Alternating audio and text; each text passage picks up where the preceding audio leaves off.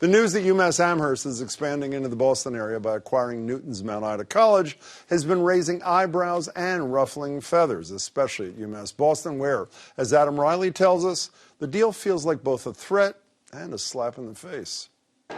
Ask a UMass Boston student why they're there, and chances are they'll have an unusual backstory. Amani Hill needed a school that could accommodate her ongoing recovery from an autoimmune disorder and that had good study abroad choices. My major is Asian Studies.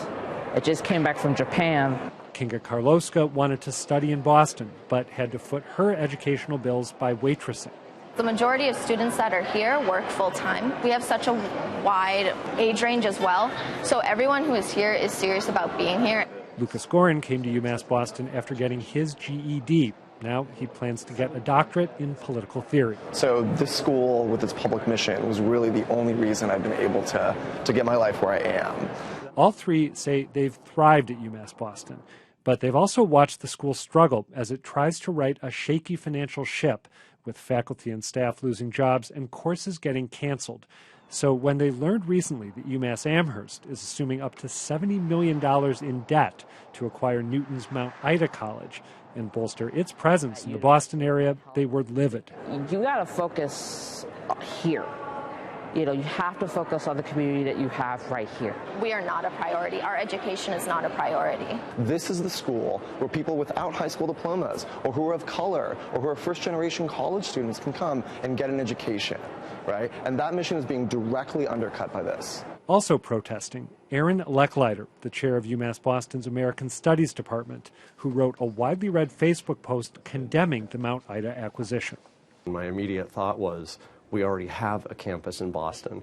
And so it seems strange that there was a way to bring students in Amherst to Boston while the students that are already located in Boston have so many struggles trying to get through their education on a campus that's crumbling. And now Lechleiter says UMass Boston students will be competing for local internships with UMass Amherst students based on what used to be Mount Ida. His frustration is compounded by what he calls a total lack of communication with the UMass Boston community. We've heard nothing, so we're still waiting to hear, I think. UMass Boston administrators didn't respond to our request for an interview, but we did hear from Marty Meehan, the president of the UMass system, who said there's simply no connection between UMass Boston's financial woes and UMass Amherst's new investment. The finances of the individual campuses are separate. UMass Amherst is able to borrow the money because they're in very strong financial condition. And Meehan said just because UMass Boston is already there doesn't mean UMass Amherst shouldn't expand into Metro Boston, too. 70% of the in-state students that attend UMass Amherst, they come from Greater Boston. We should make it easier to do internships and co-ops in the Greater Boston area. That's where they live. That's where they're going to work. Just like a lot of the students at UMass Boston, where, despite Meehan's arguments, skepticism about UMass Amherst's move east might take a while to abate.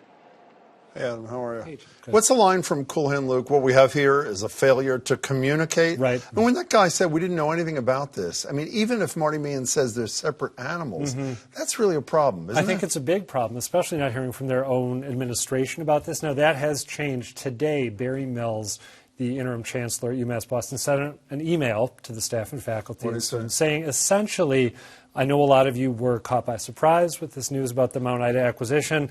I understand that you're feeling concerned and defensive, but we are in really good shape here at UMass Boston. We've made great progress in the last couple of years. If we keep doing what we've been doing, our future is bright, so focus on that.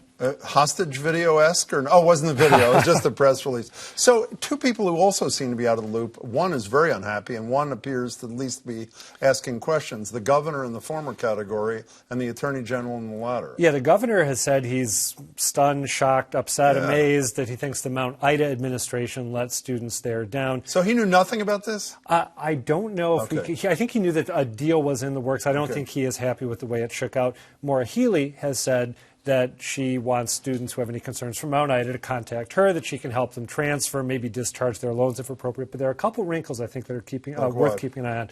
First is the State Board of Higher Ed is now saying that they don't like the way they were not kept in the loop about this. Do they have to approve this thing? They do have to approve this thing. So they're saying we only found out through headlines. We should have been told differently. And in addition, there are reports now that LaSalle College, which is pretty close to Mount Ida, had offered a merger that would have allowed Mount Ida to continue existing and that for some reason that was turned down, creating this sort of havoc that we're in right now. So when you take all that and add it up, I think it's not impossible that there will be a regulatory hurdle thrown up before this thing's done. That's where you're supposed to say stay tuned. Stay tuned. Thank Time you will very tell. much. Adam Riley, good to see you. Thanks so much.